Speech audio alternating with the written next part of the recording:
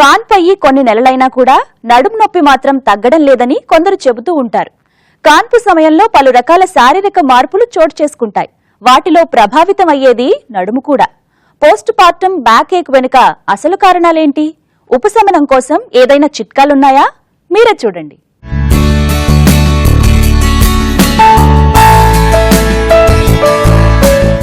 Delivery తర్వాత సాధారణంగా మునుపటి శరీర దృఢత్వం చాలా మందిలో తగ్గిపోతుంది. దీని ఫలితంగా పలు లక్షణాలు బయటపడతాయి. అందులో ఒకటి పోస్ట్ పార్టం బ్యాక్ ఏక్. ఇంతకు ముందెన్నడూ లేనంతగా నడుము నొప్పి వేధించనారంభిస్తుంది. డెలివరీ తర్వాత బ్యాక్ పెయిన్ ఎందువల్ల ఇబ్బంది పెడుతుంది అని చూస్తే, పోస్ట్ పార్టం బ్యాక్ ఏక్ అంటే డెలివరీ తర్వాత నడుము నొప్పి చాలా ఫ్రీక్వెంట్ గా కంప్లైంట్ చేస్తూ ఉంటారు. దీనికి కారణం ఏంటంటే ప్రెగ్నెన్సీలో నడుము మీద స్పైనల్ కార్డ్ అనేది దానికి ఒక న్యాచురల్ కర్వేచర్ ఉంటుంది. ఎస్ షేప్ లో ఉంటుంది అనమాట. ప్రెగ్నెన్సీలో ఈ కర్వేచర్ లో చేంజ్ వస్తుంది. సో ప్రెగ్నెన్సీలో గర్భసంచి పెరిగినప్పుడు పొట్ట ముందుకు రావడం వల్ల సెంటర్ ఆఫ్ గ్రావిటీ షిఫ్ట్ అయిపోతుంది అనమాట బాడీకి. దాంతో స్పైన్ కర్వేచర్ చేంజ్ అయ్యి దాని మీద చాలా స్ట్రెయిన్ పడుతూ ఉంటుంది నడకలో అది. సో అదంతా కూడా నార్మల్కి రావడానికి టైం పడుతుంది. దానివల్ల కొంతవరకు బ్యాక్ ఏక్, తర్వాత బేబీని హ్యాండిల్ చేయటంలో ఎక్కువసేపు కూర్చోవటము, వంగడము ఇలాంటివి చేసినప్పుడు కూడా బ్యాక్ ఏక్ ఎక్కువ అవుతూ ఉంటుంది. అంతేకాదు, ప్రెగ్నెన్సీ సమయంలో విడుదలయ్యే హార్మోన్ల ప్రభావం వల్ల కూడా ఎముకల జాయింట్స్ బలం తగ్గుతుంది. గర్భసంచి బేబీ పెరిగే కొద్దీ వ్యాకోచించడం ఫలితంగా వెన్నెముక మీద, అలాగే పెల్విక్ జాయింట్స్ మీద ప్రభావం పడుతుంది. ఈ కారణంగా ప్రెగ్నెన్సీలోనే కాదు, డెలివరీ తర్వాత కూడా కొద్ది కాలం పాటు నడుము నొప్పితో బాధపడాల్సి వస్తుంది. సో ప్రెగ్నెన్సీ 9 నెలలు కూడా బ్యాక్ ఏక్ అని చెప్తారు. పర్వాలేదమ్మా, ప్రెగ్నెన్సీ వల్ల బ్యాక్ ఏక్ అంటాము.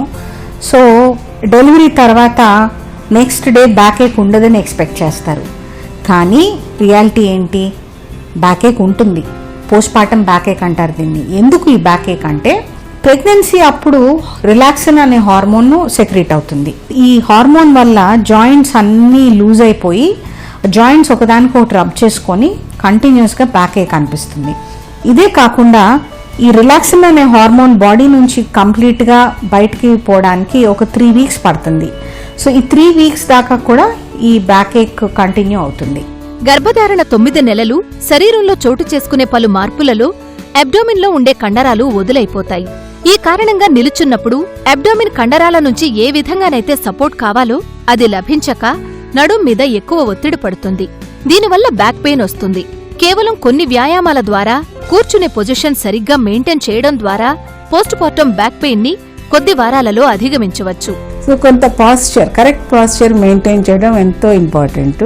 సో వీలైనంత మట్టుకు స్ట్రైట్ గా ఉండాలన్నమాట. బ్యాక్ తల దగ్గర నుంచి కింద వరకు వెన్నుపూసలన్నీ కూడా నిటారుగా నిలబడడానికి ట్రై చేయాలి. మనం గోడకు అనుకున్నాం అనుకోండి, మన వీపు భాగం పైనుంచి కింద వరకు గోడకి అంటేట్టు ఉండాలి. బెడ్ మీద పడుకుంటే కూడా బ్యాక్ అంతా కూడా బెడ్కి అంటాలి. అప్పుడు స్పైన్ స్ట్రైట్ గా ఉంటుంది అనమాట. సో మెయింటైనింగ్ కరెక్ట్ పాస్చర్, నిటారుగా ఉండడం, స్ట్రైట్ గా ఉండడం అనేది చాలా ఇంపార్టెంట్. అంటే మన బాడీలో స్పైనల్ కార్డ్కి అంత రేంజ్ ఆఫ్ మూమెంట్ ఉండదు. సో దాని అవసరానికంటే ఎక్కువగా మనం వంచేసి కింద వరకు వంగిపోయి ఏదన్నా బరువులు లేపడము అలాంటివి ట్రై చేసినప్పుడు పక్కన ఉన్న మజిల్స్ లో స్పాజం వచ్చేసి అది బ్యాక్ ఏక్ అవుతుంది. యాక్చువల్గా ఎముకలు ఎఫెక్ట్ అయిన దానికంటే కూడా పక్కన మజిల్స్ లో ఉండే స్పాజం వాటి వల్ల నొప్పి అనేది ఉంటుంది అనమాట. అందుకని కరెక్ట్ పాస్చర్ మెయింటైన్ చేయడము, బ్యాక్ మజిల్స్ కి కరెక్ట్ ఎక్సర్సైజెస్ ఇవ్వటం, అప్పర్ అబ్డామిన్ ని లోవర్ అబ్డామిన్ ని ఎక్సర్సైజ్ చేయడం, అలానే బ్యాక్ మజిల్స్ ని ఎక్సర్సైజ్ చేయటం. సో ఇట్లాంటివి తప్పనిసరిగా ఆఫ్టర్ డెలివరీ కనుక చేస్తే ఆ బ్యాక్ ఏక్ నుంచి కొంతవరకు ఉపశమనం కలుగుతుంది. కరెక్ట్ పాస్చర్ వస్తుంది. తర్వాత డెలివరీ తర్వాత లూజ్గా అయిపోయిన మజిల్స్ అన్నిటికీ కొంత పటుత్వం వస్తుంది అనమాట. డెలివరీ అయిన మొదలు బేబీ సంరక్షణలో నిమిషం ఊపిరి సలపకుండా ఉంటారు బాలింతలు. దినచర్యలో ముఖ్యమైన పని బ్రెస్ట్ ఫీడింగ్ కాబట్టి ఈ క్రమంలో బేబీని ఒడిలో పెట్టుకుని పాలిస్తూ ఉంటారు. నడుం పెట్టే బాధని తట్టుకోలేక ఒక్కోసారి పడుకుని పాలిచ్చే స్త్రీలను కూడా చూస్తాం. బ్రెస్ట్ ఫీడింగ్ పొజిషన్ సరిగా లేని పక్షంలో నడుం నొప్పి ఎక్కువయ్యే అవకాశం ఉంది. మనం బేబీని ఫీడ్ చేసేటప్పుడు వెనక సపోర్ట్, బ్యాక్ కి సపోర్ట్ పెట్టుకొని బేబీని పైకి పెట్టి ఫీడ్ చేయండి అమ్మా అని చెప్తాం. కానీ అందరూ ఇలా ముందుకు వంగి ఫీడ్ చేస్తారు.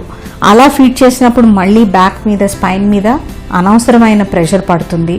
రెండోది బేబీకి డైపర్ మార్చినప్పుడు, బేబీ పనులు చేసినప్పుడు బేబీని హైట్లో పెట్టుకొని చేస్తే బ్యాక్కి సపోర్ట్గా ఉంటుంది. అలా కాకుండా బాగా వంగి చేస్తే ఎక్కడైతే ఇవన్నీ చేంజెస్ జరిగినాయో అదే ప్లేస్లో మళ్ళీ స్ట్రెయిన్ పడి బ్యాక్ ఏక్ ఎక్కువ అవుతుంది. ఇవన్నీ కాకుండా కూడా నిద్ర లేకపోవడము, పోర్ న్యూట్రిషన్, ఎనీమియా, ఇవన్నీ కూడా ఈ బ్యాక్ ఏక్ కంటిన్యూ కావడానికి కారణాలు ఉండొచ్చు. అప్పటికప్పుడు ఉపశమనం కావాలంటే వేడి నీటి కాపడం పెట్టుకోవడం, మసాజ్ చేయించుకోవడం, కండరాలను స్ట్రెచ్ చేసే యోగా లాంటి వ్యాయామాలు చేయడం మంచి ఫలితాన్నిస్తాయి. వీటితో పాటు నడుము అలాగే అబ్డామిన్ తిరిగి పునఃస్వరూపాన్ని, బలాన్ని సంతరించుకోవాలంటే క్రమం తప్పకుండా కొన్ని వ్యాయామాలు చేయడం తప్పనిసరి. Exercises and back strengthening exercises ఇవి ఎంతో ముఖ్యం. నేను ఫస్ట్ విజిట్ దగ్గర నుంచి చెప్తాను. పూర్వకాలం నేల తుడిచేవాళ్ళు, వంగి చీపురు పెట్టి నేల స్వీప్ చేసేవాళ్ళు, కింద చతికిలు పడి ఇండియన్ టాయిలెట్స్ వాడేవాళ్ళము. ఇవన్నీ కూడా బ్యాక్ స్ట్రెంథనింగ్ అయ్యేవన్నమాట. ఇవేవి పనులు మనం చేయట్లేదు ఇప్పుడు. ఇవి చేయకపోవడం మూలాన బ్యాక్ మజిల్స్ చాలా వీక్గా ఉండి బ్యాక్ ఏక్ అని ప్రతి ఒక్కళ్ళు చెప్తారు. ఫస్ట్ విజిట్ నుంచి నేను చెప్తాను, మన దగ్గర మంచి ఫిజియోథెరపిస్ట్ ఉన్నారు, వెళ్ళి బ్యాక్ స్ట్రెంథనింగ్ ఎక్సర్సైజెస్ నేర్చుకోండి, ఇంట్లో రోజు చేయండి, ఇవి క్రమం తప్పకుండా చేయండి అని. ఎవరు వినరు మాట. డాక్టర్ దగ్గరికి వెళ్ళాం, డాక్టర్ చేస్తే అన్నీ నయమైపోవాలి, మన నుంచి ఎఫర్ట్ ఉండకూడదనే నేను యాటిట్యూడ్ చూస్తున్నాను. నేను చెప్పిన తర్వాత కూడా చేయకపోవడంలో what is the sense? But that is the trick. The trick is back మజిల్స్ని స్ట్రెంథెన్ చేయడం. చేస్తే ఈ పోస్ట్ పార్టం బ్యాక్ ఏక్ కూడా మనకి 6 నెలలు, సంవత్సరం, 2 సంవత్సరాలు ఉండకుండా తొందరగా సెటిల్ అవుతుంది.